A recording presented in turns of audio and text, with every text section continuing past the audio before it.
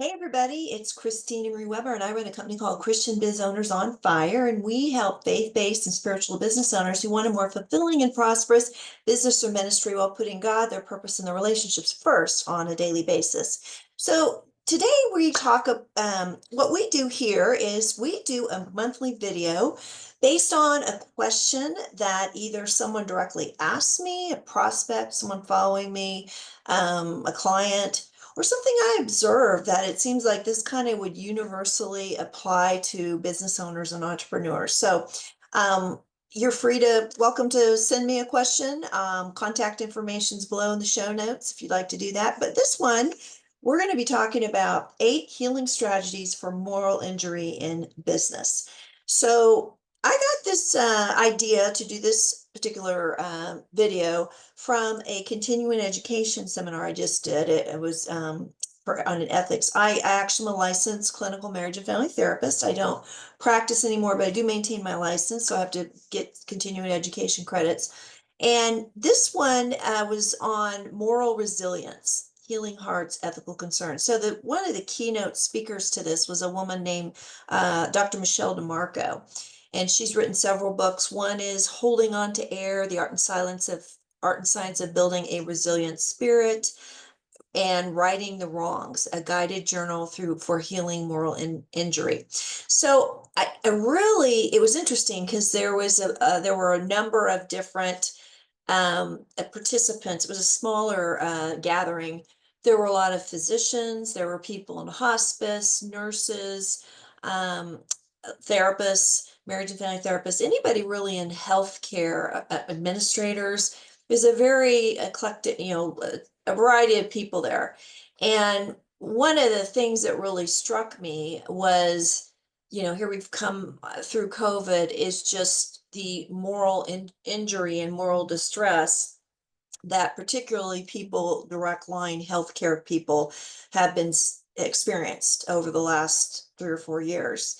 And as I was listening to the material, not that didn't have any stress or anything over COVID or anything, but I really could see how these concepts could apply very much into the life of business owners and entrepreneurs. So that's what we're going to talk about. We're going to talk about the concepts of moral injury, moral distress, and then I'm just going to really give a quick overview of some of the 8 strategies that Michelle has kind of grouped them together. We're not go in depth on them, but Michelle has proposed of how to come out of this. So, and why this is important, why you need to, if you're in it for the long game, you need to kind of be aware of these dynamics. I think it's just an excellent lens to look through.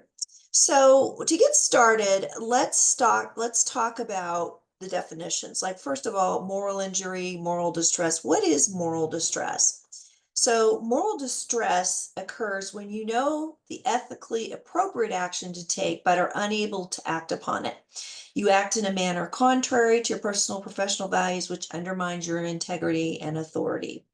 It can be a feeling of unease or psychological discomfort that occurs when someone knows the right thing to do but is unable to take the action. That could be you don't have the power to do it, or the agency, structural limitations. Maybe you're witnessing somebody else doing the moral transgressions of somebody else, conflicting values, maybe challenging team dynamics, duty conflict, or safety concerns. Okay, so this is moral distress, if not addressed, can lead to moral injury. But basically, it's seeing, feeling that powerlessness, seeing things not working well, not feeling you're being put in a situation you're constantly needing to make compromises you're uncomfortable making. So that's moral distress. If left unchecked, and can you continue in that, you can evolve into what we call moral injury, and that's defined by perpetrating or failure to prevent, bearing witness, or learning about acts that transgress deeply held moral beliefs. Betrayal on either personal or organizational level can act as a precipitant. So this is when not only are you sensing this environment or these situations coming up that are really causing you to compromise things or putting you in a position, kind of a lose-lose position, no matter what choice you make, But then when that keeps persisting, and then now you are actively involved in it, you don't feel like that. How can you get out? Maybe you're the one actually. It gets so desensitized that you're the one actually continuing to cause these injuries to yourself and others. And maybe you even feel coerced or tricked into being in this position or whatever. So that's what we're talking about here. And if you can really think about it in the healthcare situation, what some of these healthcare providers were really put into the position of having to do these kind of contrary actions to their belief system, you can really see how this could easily take place in healthcare, and how if it really didn't get resolved, now you've got a group of individuals that are traumatized from this. But it can happen in business too. So I want to talk about, we talk about moral injury that harms your business, or how do you heal injury? Well, first we need to understand how can this be applied in a business setting? And what is the consequence of not really understanding what this is, or maybe what you're doing on a daily basis that might be contributing to this? So, first of all, thinking of harming versus healing situations. So, moral injury and moral distress harm your business. Harm would be cause physical or mental damage or injuring to someone or something. Could be you, could be your customers, could be your family. So if these kind of compromises that you're needing to make on a regular basis that are in violation of your value system are continuing to happen, over time, somebody gets hurt. Somebody or multiple people get hurt. Now, healing is the act of reversing that process.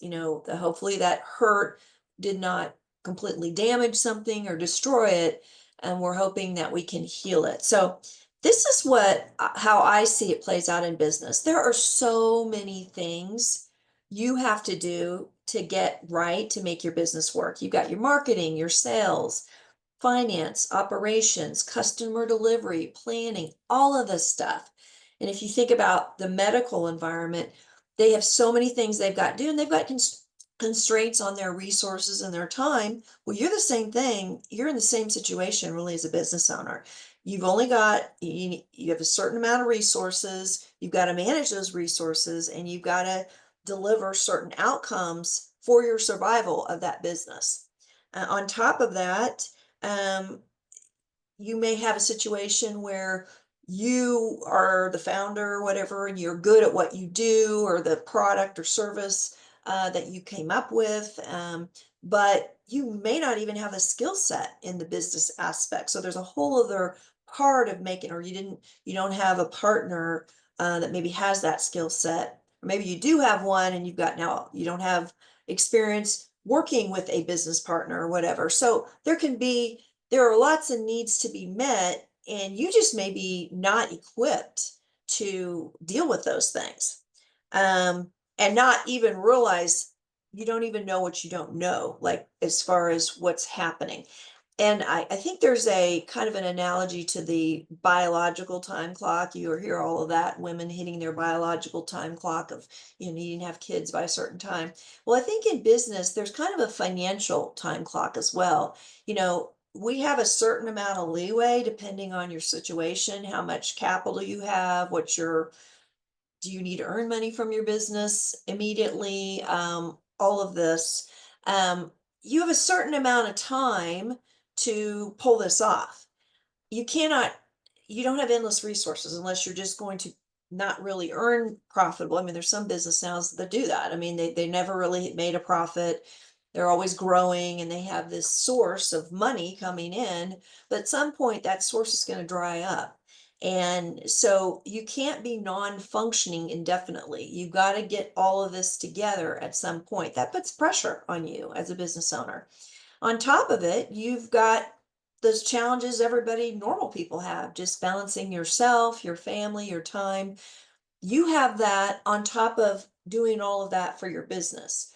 Um, you can be feel pulled in so many different directions. Look at all these healthcare people, all of the things that they were asked to do and different things. You're in a lot of times as a business owner, you're in that same situation. So there's problems, you could have conflicting priorities, two things that are both good, and it's hard to see, well, how I can't do both of these, what do I need to do? And if you have enough of those, that just creates a daily stress that's quite unpleasant. Um, you may, so you can go two ways with this. If you're taking action, but you don't have everything in place, you're not completely resourced, which nobody is, you're going to make mistakes and you're going to drop balls. I mean, if you're moving fast enough to keep up with having some money coming in and servicing the people, um, it's likely that you may be moving a little bit faster than you're comfortable with, especially if you don't have everything in the systems all down, or you don't have the skill set in every area, which who does? Who has everything perfect day one? That there's going to be some mistakes made, and that's stressful. And then the other route people can take is they're not taking action or enough action, and in a practical sense, they're closed for business. I mean, if they're not servicing clients, they're not being seen, no one's coming in their business. In essence, they're not in business. And that is another whole problem. So, enough time operating this way. I mean, most people, if they're real, who've started a business, will explain, will own that there was some rocky times. There was tough times getting everything to work, get mindset, all of that stuff. But if you do this long enough, you can go from hurting yourself and others to harming yourself and others, and you can even go out of business. So that's why this is important, because there are a lot of parallels with this moral injury, moral distress that we kind of think of, we could easily think of in healthcare that apply to business. So I'm going to talk about in the next two pieces.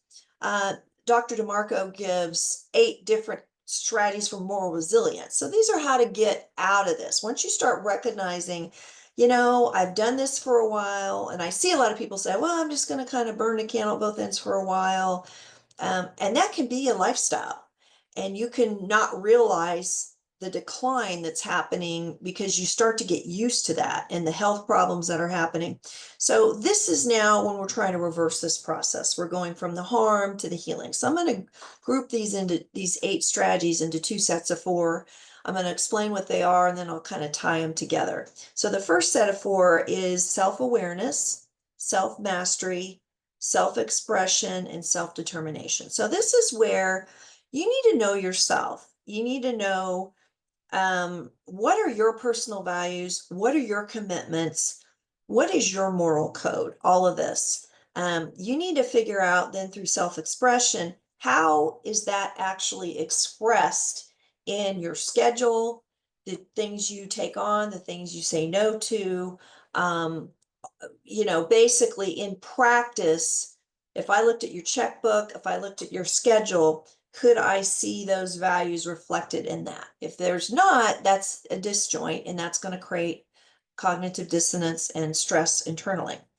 Then self-expression is by kind of taking that and then having it be more of a natural process, that it's not that you need to focus and think about, is this the right choice? Every decision is becomes, kind of a trauma in of itself, but that you just kind of have, I call it your blueprint. You have it already defined. This is kind of how I approach things. This is how I do things. Of course, you can be flexible with that, but in essence, that way, when something comes on the spot, you're pretty clear. It's either a yes or a no. You're quicker to respond, and you don't get yourself into commitments and things or situations or conversations that you get caught off guard on, because you pretty much thought about it and you're expressing it. And self-determination is that all of this should be focused towards, again, I talk about vision all the time, your Holy Spirit inspired personal holistic vision. So it should, if you've got all these things you're doing, but they're not really leading to that vision, then you're not really doing self-determination. You may be treading water, but really what's going to get you out of this, and that's a lot of time what the moral injury and moral distress is you're just barely making it, you're treading water, just keeping things going. And we got to make some shifts to get out of that, or there's no relief, and then you get into that chronic situation. So I think the way, and so does Dr. DeMarco, is understanding first, where am I going, and get kind of out of the learned helplessness and get into taking those small steps towards it. So that's really the first set. So it's really about know thyself and make sure you know where you're going, you know what needs to happen, and you're very clear on those boundaries. So the second set of healing strategies for this, I'll just read them: meaning making, forgiveness and reconciliation, patience and mindfulness, and dynamic balance. So those would be defined as, looking at the kernels of truth, understanding the bigger picture would be that meaning making. A lot of times as a business owner, you feel like a failure. I mean, you have a lot of failures before things work. And it's easy to start to feel like there's something wrong with you or whatever. And it's a lot of times it's just a natural process of, you've got to fail enough times to figure out what the right answer is. So you need to be able to process that. You need to be able to process, okay, these were the choices I made. These were the resources I had. Either I made mistake on that choice, or that was the right choice, even though there were some unpleasant consequences of that. Um, it's still reality, was the right choice. And then how can I learn from that? What did what, and I, taking it from a spiritual standpoint, what was God trying to help develop in me so that I will be successful down the road? I really do think it's through the tough times that when we see it through, with the right order and dependence on God, we grow from it, and then that tough thing comes again, and have the skill set now. We have a skill set now to address it, and the grit. So the first one, meaning making, forgiveness and reconciliation, honor the past to find peace in the present and hope for the future. Um, you know, you may have thought your business would be a lot further along at this point than it is.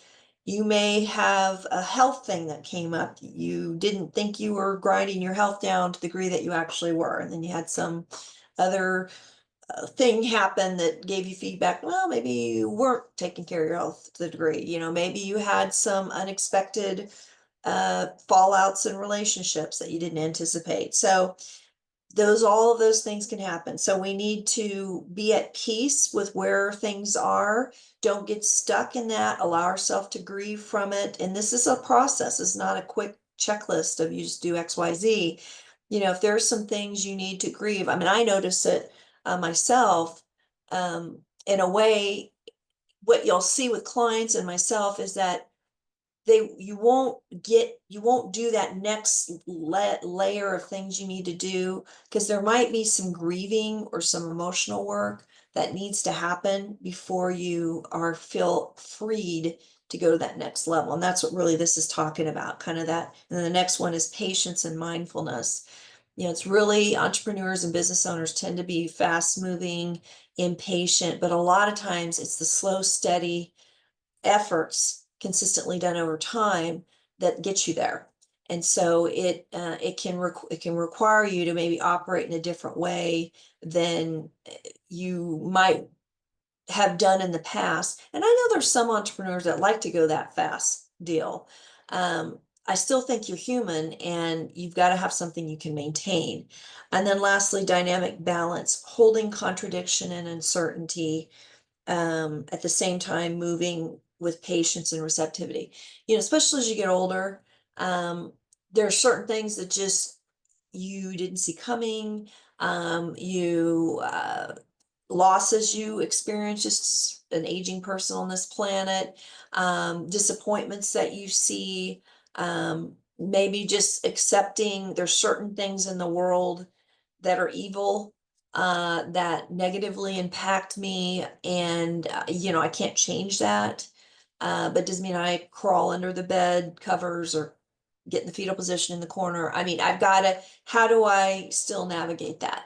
And that coming to that conclusion, is important, to be able to be at peace with everything's not going to be wrapped up in a bow, but I've got to learn how to leave the office and I've got to learn what's enough to be, and it really needs to be enough to make my business run, and just finding, and that takes patience and time to get there. I'm not going to get there. I have learned I'm not going to get there on a get rich quick scheme or 6 week course, or this is a process, and I need to be reasonable with myself of how to make that happen. Or you're just setting yourself up for more oral injury and moral distress. So kind of deep and everything, but it really is kind of a cycle. And these are, I mean, you could break down each of these tools, and I do. I actually, when I work with clients, this is the kind of work we do, because we know where the vision is, and then we know what the obstacles are. And so we use whatever toolkit. Maybe there is some moral injury or moral distress, some of these areas that need to be cleaned up for you to be able to move to that next level. So yeah, business is math. It's really not that complicated, but we're complicated as human beings, and life can be rocky, business can be rocky, and this can lead to bruises. And some of those bruises cause us to shrill back and not move forward on what we need to do. Um, and if we don't understand what might be blocking our growth, then we aren't maybe necessarily, or what problem we need to be fixing right now. We can't fix every problem. What problem is the next problem to fix? That we aren't necessarily applying the right solution. And this is really an area of specialty for me, is it's not about the basic business. I teach people the basic business stuff. We need to know that, but we also need to know, okay, when is something else going on beyond just not knowing the skill or situation or having the market thing off, that's playing into this as a human being in this business? What is it happening? And that's what I help people do. So we actually do this stuff all the time.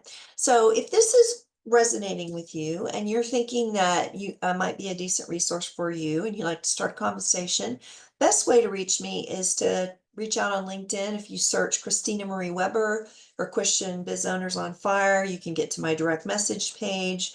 Just direct message me, and I'd be happy to discuss, kind of set time to have conversation. Put the phrase ready to thrive and kind of know that's why you're reaching out, just to kind of have that conversation. There's more contact information, ways to reach me down the contact page as well. So you have a wonderful day, and we'll talk to you next time. And now we're going to strike the pose. So here we go.